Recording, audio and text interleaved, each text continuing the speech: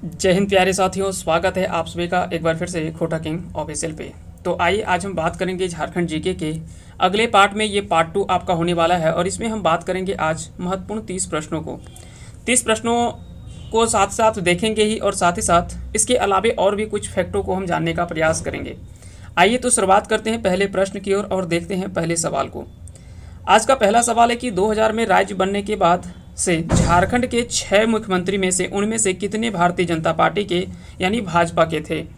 तो बता दें कि झारखंड में वर्तमान में अगर देखा जाए तो कुल 6 व्यक्ति ऐसे हैं जो को मुख्यमंत्री के रूप में अपना पदभार जो है ग्रहण किया है। कौन कौन से मुख्यमंत्री हैं तो उनके बारे में हमने पिछले वीडियो में पूरे डिटेल से देखा था, जैसे कि बाबूलाल मरांडी, अर्जुन मुंडा, शिबू सोरेन, मधु कोड़ा, है ना, हेमंत सोरेन हो गए, उसके बाद आपके रघुवर दास हो गए। ये कुछ जो थे वो आपके 6 मुख्यमंत्री थे। अब यहाँ पे क्या कि आपसे पूछा जा रहा है कि कौन सी पार्टी के कितने थे। तो बता दें कि बीजेपी के आपके 3 मुख्यमंत्री थे। बीजेपी के 3, जेएमएम के 3, जेएमएम के 2 और एक जो है वो निर्दलीय था, है ना। एक निर्दलीय मुख्यमंत्री मधु कोड़ा के रूप में जाना जाता है। तो ये 6 मुख्यमंत्री इस रूप में थे। बीजेपी में कौन कौन, तो अर्जुन मुंडा, बाबूलाल मरांडी और रघुवर दास, जबकि जेएमएम में हेमंत सोरेन और शिबू सोरेन, ये 2 व्यक्ति थे, और निर्दलीय में मधु कोड़ा। तो ये 6 व्यक्तियों ने जो वो मुख्यमंत्री के रूप में पदभार ग्रहण किया है। तो इसका सही आंसर क्या हो जाएगा, ऑप्शन बी इसका राइट आंसर हो जाएगा, यानी 3 व्यक्तियों ने जो वो अभी तक बीजेपी के मुख्यमंत्री के रूप में पदभार ग्रहण किया है। चलिए आगे बढ़ते हैं और अगला सवाल देखते हैं। झारखंड के पहले मुख्यमंत्री बाबूलाल मरांडी किस राजनीतिक दल के थे। तो स्टार्टिंग में ये जब पहली बार मुख्यमंत्री, झारखंड के पहले मुख्यमंत्री जब बने थे तो उस समय ये बीजेपी में ही थे। बाद में इन्होंने जो वो अपना पार्टी एक बनाया था जिसका नाम था जेबीएम, यानी झारखंड विकास मोर्चा। झारखंड विकास मोर्चा का इन्होंने गठन किया और उसके बाद ये एक ऐसा समय लग रहा था कि हाँ, इनके पास में जो अपना पार्टी एक मजबूत पक्ष में रहा, लेकिन धीरे धीरे पार्टी इसका जो वो टूटने लगा और ऐसा स्थिति में आ गया कि इसे अंत में फिर से इसे जो वो जेएमएम में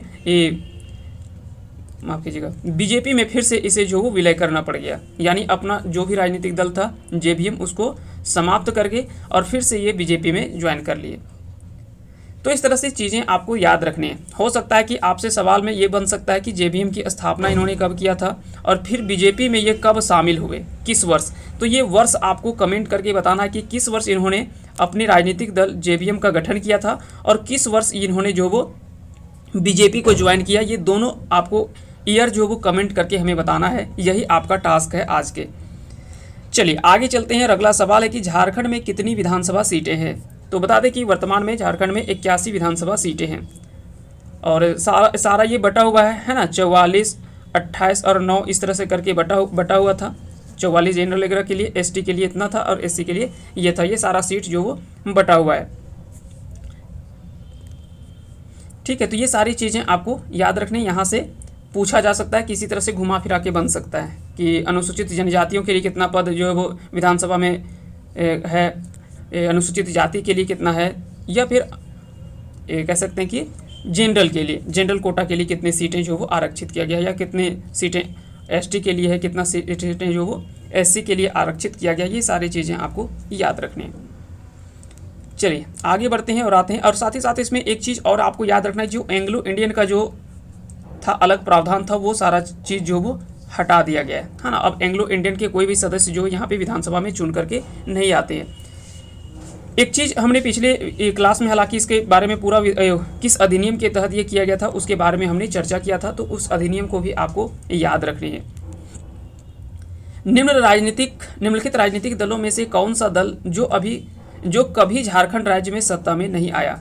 वो राजनीतिक दल के बारे में आपको बताना है जो कभी झारखंड राज्य की सत्ता में नहीं आया, तो वो है कांग्रेस। हालांकि ये स्वतंत्र रूप से तो कभी नहीं बना है, लेकिन कई बार सपोर्टिव पार्टी के रूप में रहा है ना। जैसे अभी बात करें जेएमएम, तो जेएमएम अपना सिंगल पार्टी तो है नहीं, ये भी गठबंधन से ही बना हुआ है। तो गठबंधन के रूप में कांग्रेस ने कई बार समर्थन जो वो किया है झारखंड के मुख्यमंत्री बनने में।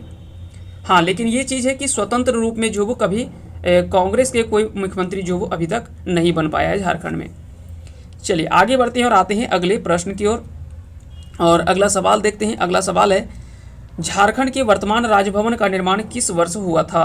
तो पिछला इसमें हमने डिटेल से पूरा बताया था कि 1930 में इसकी शुरुआत होती है और 1931 ईस्वी में, मार्च 1931 ईस्वी में यह बन करके यह राजभवन जो वो तैयार होता है। और इसके डिजाइनकार कौन थे? तो डिजाइनर जो थे वो सदालो ब्लेयर्ड थे। तो उसके बारे में भी सवाल जो पूछा गया था, पिछला सेट जो था वो उसमें से ये पूछा गया था। बता दें कि यह झारखंड दरोगा का जो प्रीवियस ईयर का क्वेश्चन है, कुछ प्रश्न उससे हैं और कुछ क्वेश्चन जो वो हमने जो वो अलग से शामिल किया है इसमें से, चाहे वो करंट से रिलेटेड हो या अन्य किसी डाटा से संबंधित जो वो सारे कुछ प्रश्नों को हम लोग ने शामिल किया है इसमें।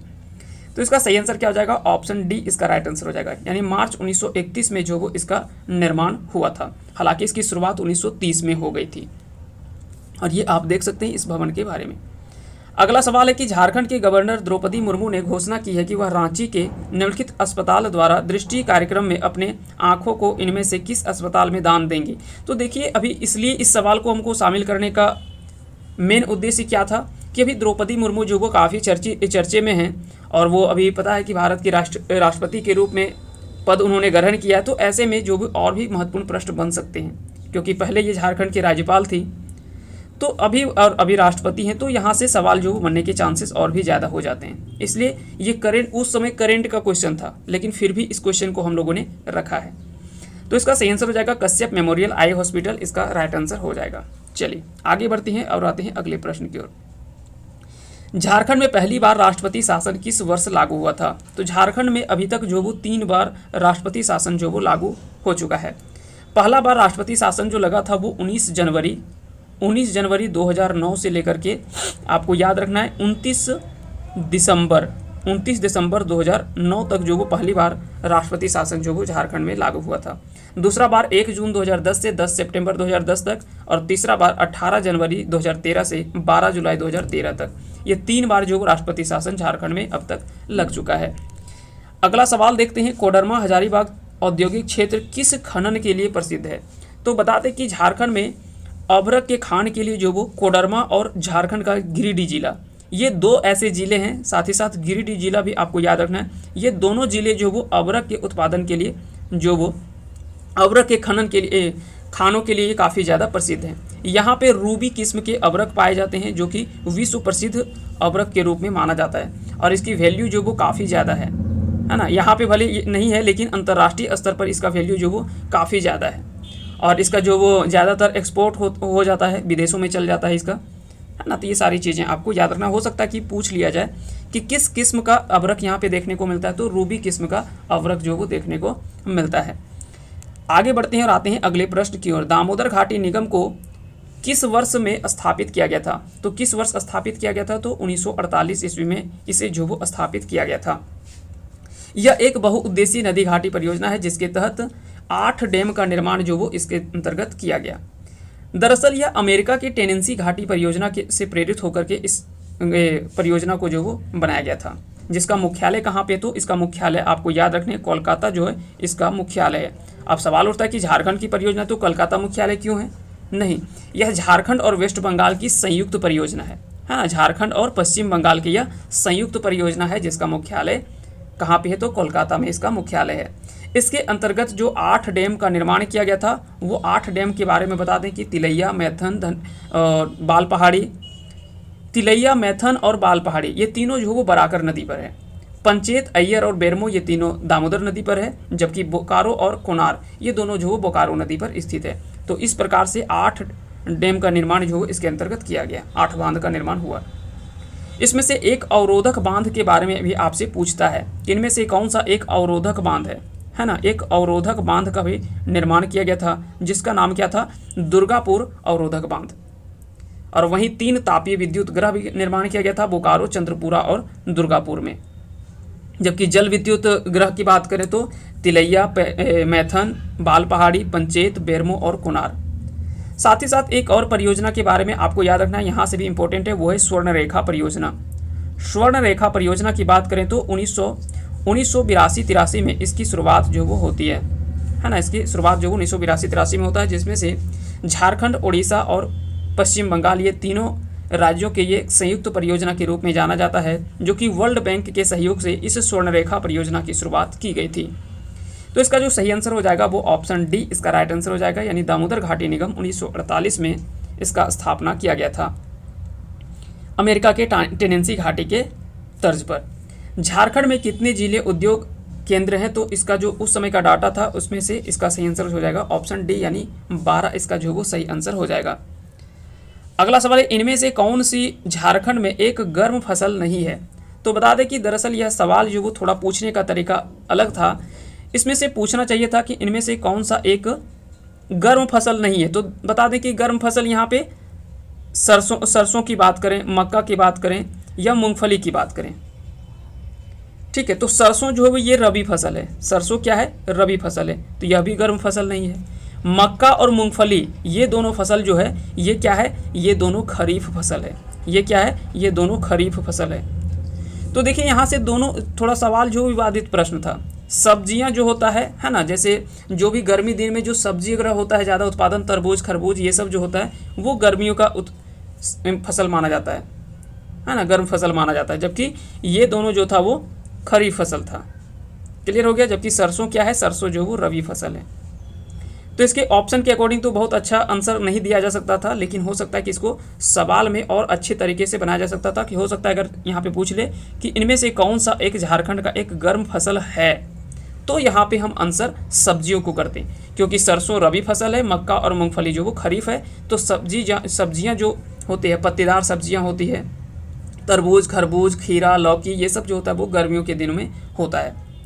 तो ये सारे गर्म फसल होते हैं, है ना। तो इसका आंसर ऑप्शन डी इस आधार पे हो सकता था। चलिए आगे बढ़ते हैं और आते हैं अगले प्रश्न की ओर। जमशेदपुर में पहली आयरन एंड स्टील उद्योग कब स्थापित हुआ था।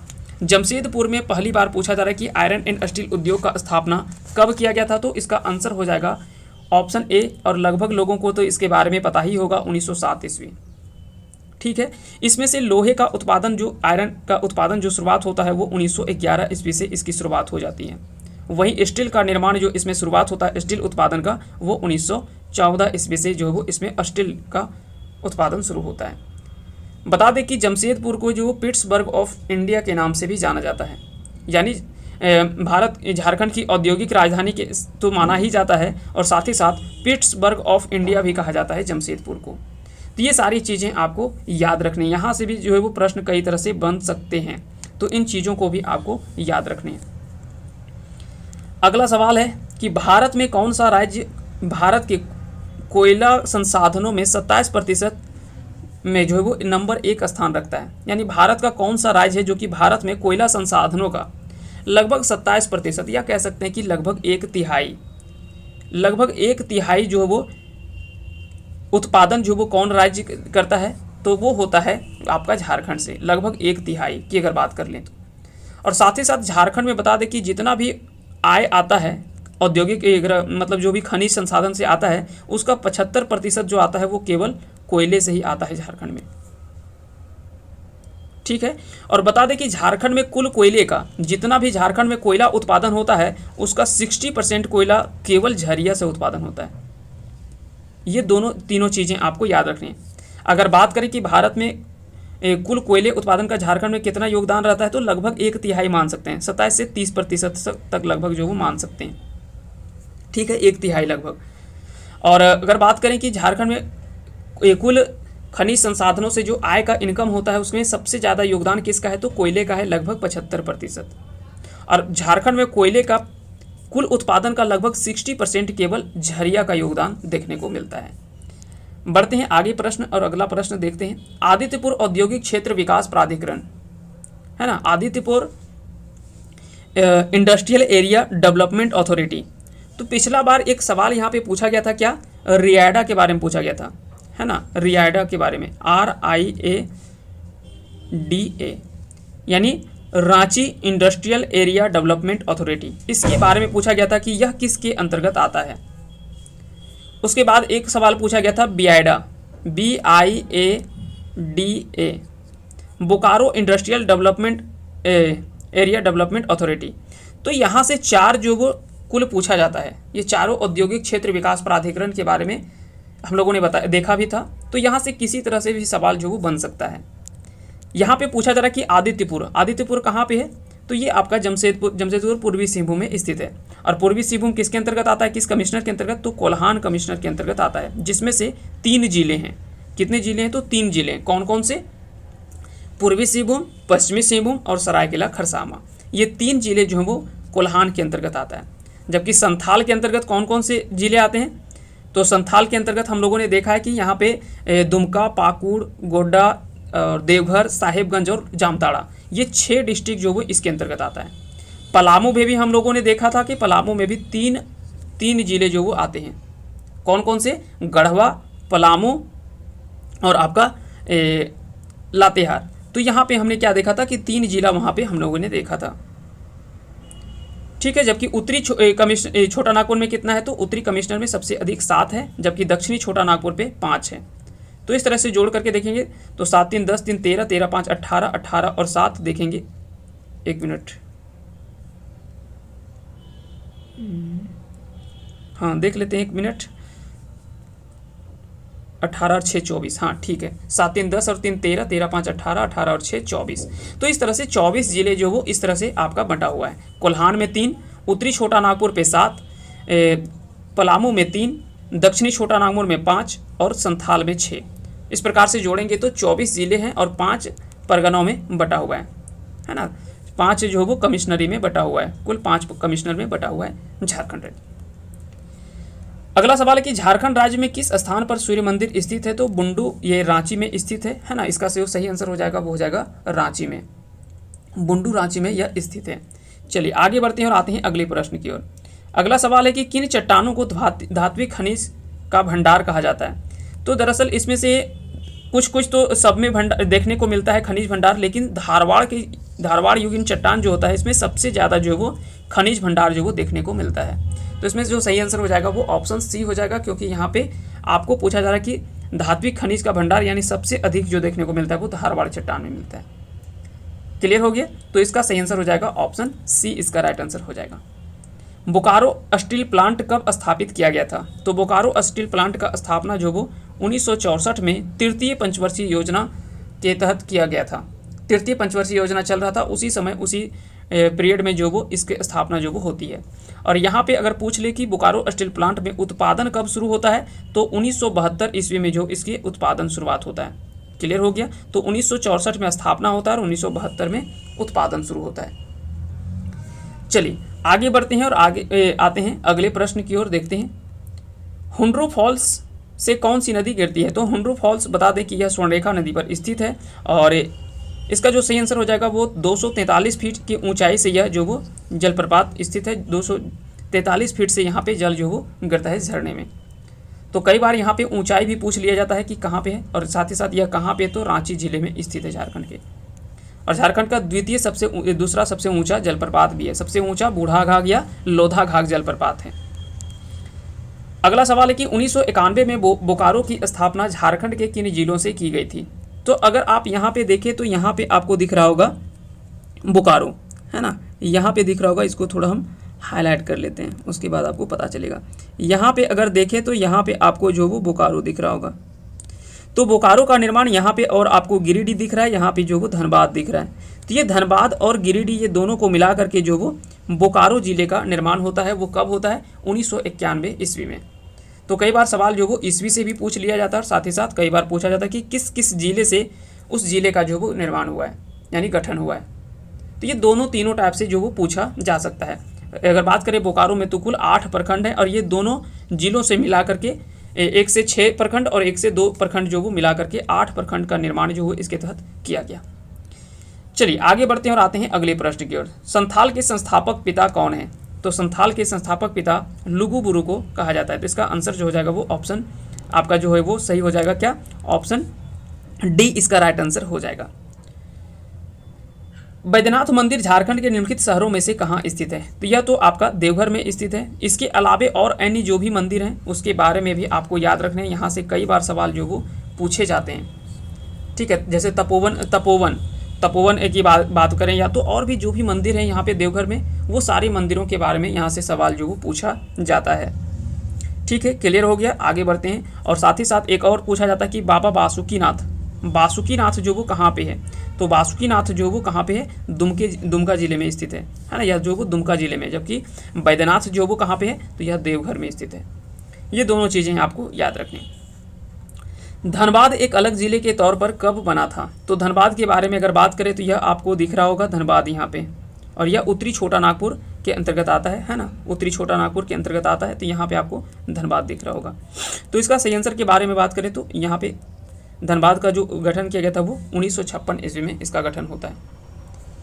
ठीक है, तो कब बना था धनबाद जिला? तो 1956 ईस्वी में धनबाद जिला बना था। और बता दें कि झारखंड में अगर मैप के आधार पे देखें तो यहाँ से यहाँ तक ये जो है ये बिहार का भाग है, यहाँ से जो वो बिहार है, यहाँ से यहाँ तक अगर बात करें तो यह यूपी है, इधर जो वो छत्तीसगढ़ है, यहाँ से लेकर के यहाँ तक अगर इधर देखा जाए सिमडेगा से लेकर के पूर्वी सिंहभूम तक यहाँ पे है आपका उड़ीसा, है ना, ये उड़ीसा है, और यहाँ पे वेस्ट बंगाल है यानी पश्चिम बंगाल है पूरब तरफ। ये सारी चीज़ें जो वो आपको 5 राज्यों से झारखंड की सीमा जो वो लगती है, तो ये सारी चीज़ें आपको ध्यान रखना है। बिहार जो वो झारखंड के 10 जिलों से अपनी सीमा साझा करता है। यूपी केवल एक गढ़वा जिले से अपना सीमा साझा करता है। छत्तीसगढ़ जो वो झारखंड के 4 जिले से अपना सीमा साझा करता है, गढ़वा, लातेहार, गुमला और सिमडेगा। क्लियर हो गया। जबकि अगर बात किया जाए उड़ीसा की, तो उड़ीसा सिमडेगा, पश्चिमी सिंहभूम, सरायकेला खरसावां और पूर्वी सिंहभूम, ये 4 जिलों से अपना सीमा साझा करता है। जबकि पश्चिम बंगाल के बारे में बात करें तो यह भी जो वो झारखंड के 10 जिलों से अपनी सीमा साझा करता है। चलिए आगे बढ़ते हैं और आते हैं अगले प्रश्न की ओर। झारखंड राज्य के किस परगना में दुमका जिला स्थित है? तो दुमका जिला पहले तो याद रखना कि दुमका जिला है कहाँ पे, तो दुमका जिला आपको यहाँ पे दिख रहा होगा, दुमका जिला आपको यहाँ दिख रहा है ना। यह देखिए कि यहाँ पे सीमा ये बिहार से भी लग रहा है इधर, और इधर अगर बात करें तो पश्चिम बंगाल से। तो कई बार सवाल बनता है कि दुमका जो वो किस किस राज्यों से अपनी सीमा साझा करता है, तो इधर हो गया बिहार और इधर हो गया पश्चिम बंगाल, है ना, वेस्ट बंगाल, ये दोनों राज्यों से अपनी सीमा को साझा करता है। और यह किस परगना के अंतर्गत आता है? तो यह जो वो संथाल परगना कमिश्नरी के अंतर्गत आता है, यानी संथाल परगना के अंतर्गत आता है। संथाल परगना में कितने जिले हैं? तो अभी हमने बताया इसमें से 6 जिले हैं। कौन कौन से? दुमका, एक एक करके हम दिखा देते हैं आपको, यहाँ से चीज़ें आपको स्पष्ट हो जाएगा। एक तो हो गया साहिबगंज, फिर गोड्डा, पाकुड़, दुमका, जामताड़ा और देवघर। तो ये गिनेंगे तो आपके 6 हो जाएंगे। तो यहाँ से कुल मिलाकर के अगर इसको हम इस तरह से बांट दें, है ना, यहाँ से अगर इसको हम काट दें तो यहाँ पे आपको स्पष्ट पता चल गया कि ये जो क्षेत्र है ये आपका जो वो पूरा संथाल परगना का क्षेत्र है। अगर यहाँ से हम इसको इधर हटा दें, है ना, इसको अगर हम इधर से हटा दें, अगर इसको इधर से हम हटा दें तो ये जो आता है वो पलामू के अंतर्गत आता है ना, पलामू कमिश्नर के अंतर्गत आता है। उसके बाद ठीक उसी प्रकार से अगर हम इसको इधर हटा दें तो ये जो आता है वो किसके अंतर्गत आता है? ये आपका आ जाता है कोल्हान के अंतर्गत। बाकी के यहाँ पे बीच में इसको हटा देंगे, है ना, यहाँ पे चतरा, कोडरमा, रामगढ़, ये सभी को यहाँ से जब इसका पार्टीशन कर दें तो यहाँ पे आपको चीज़ें स्पष्ट हो गया होगा।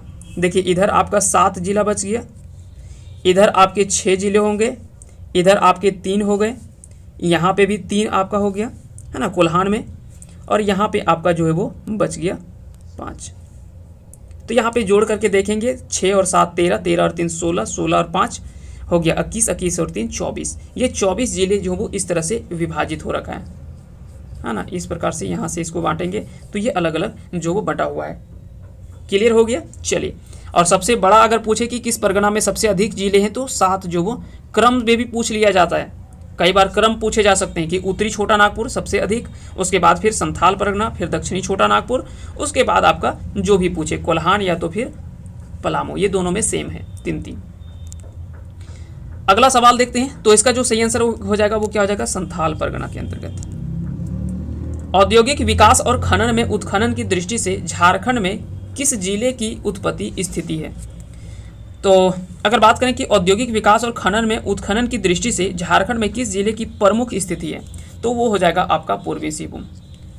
पूर्वी सिंहभूम क्यों ऐसा हम बोल रहे हैं? क्योंकि पूर्वी सिंहभूम में ही स्थित है जमशेदपुर, और आप सभी को पता है कि जमशेदपुर को जो वो झारखंड की औद्योगिक राजधानी के रूप में माना जाता है। इसलिए औद्योगिक विकास और खनन की दृष्टिकोण से पूर्वी सिंहभूम जो वो काफ़ी महत्वपूर्ण जिला जो वो माना जाता है। साथ ही साथ इसमें कई ऐसे खनन उद्योग हैं और औद्योगिक विकास केंद्र हैं जिसके बारे में यहाँ पे आपको ज़रूरी होता है। यहाँ से कई ऐसे जो वो खनिज के मामले में ये काफ़ी उन्नत किस्म के जिलों में से शामिल है।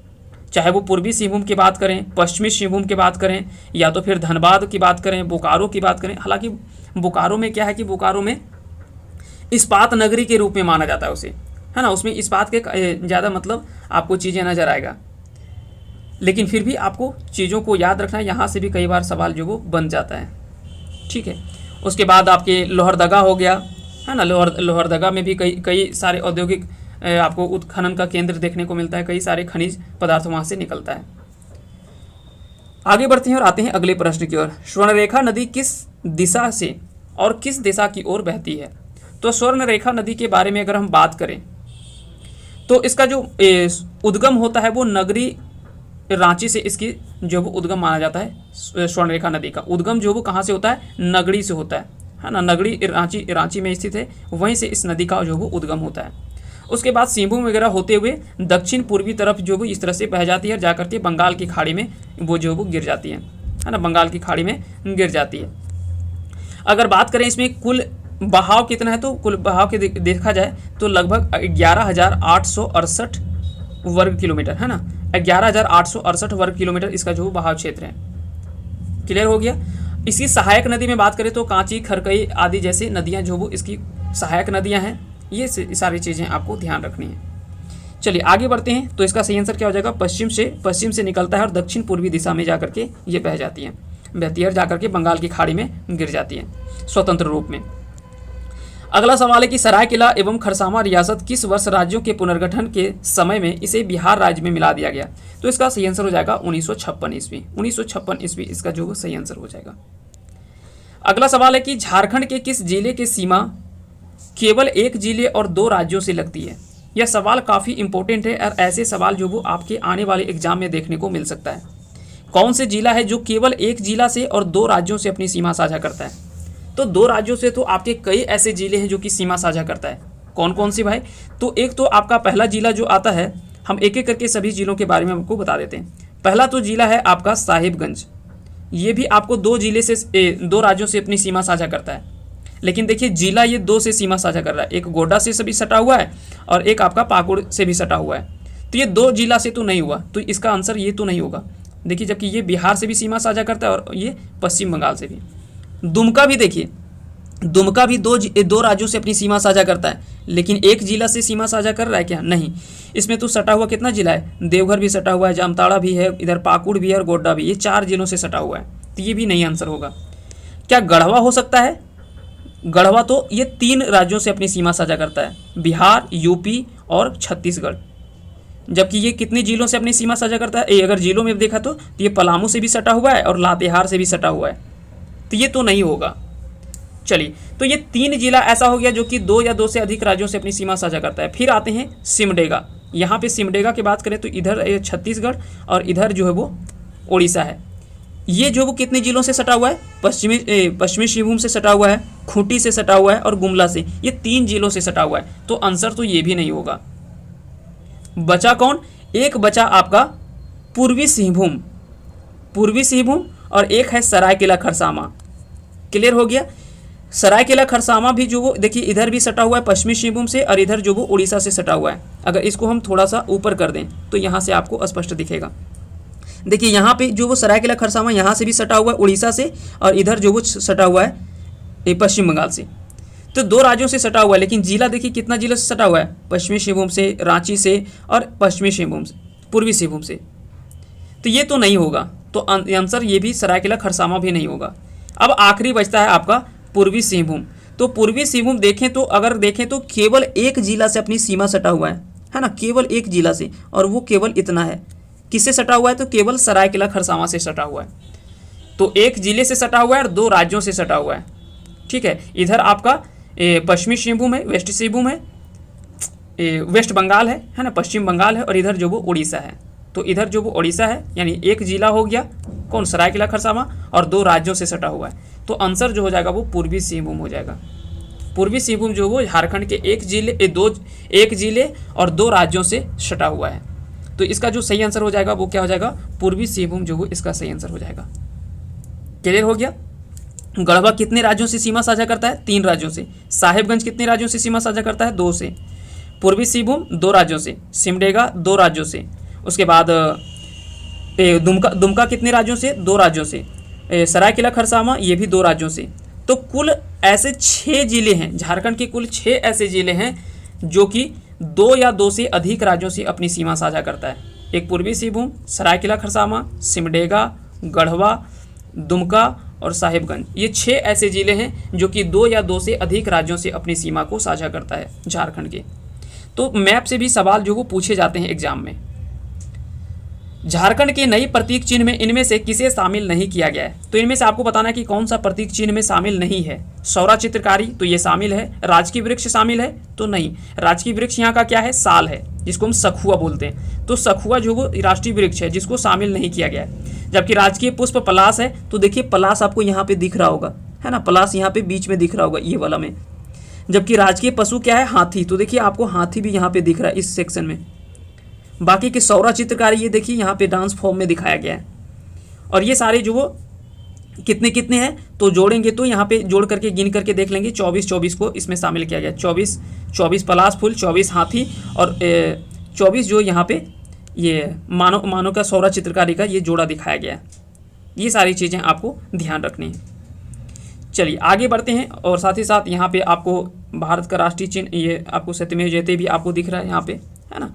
बाकी का नीचे झारखंड सरकार ये लिखा हुआ है।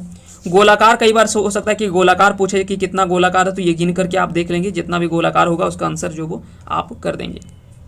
चलिए आगे बढ़ते हैं और अगले सवाल को आते हैं। अगले सवाल पे, भारतीय वन रिपोर्ट 2021 के अनुसार से झारखंड के न्यूनतम वन क्षेत्रफल वाले जिलों का चयन करें। अब यहाँ पे क्या कि जिलों का चयन पूछ रहा है और वो भी क्षेत्रफल के आधार पे। तो यहाँ पे न्यूनतम पूछा जा रहा है, आपसे अधिकतम नहीं पूछ रहा है।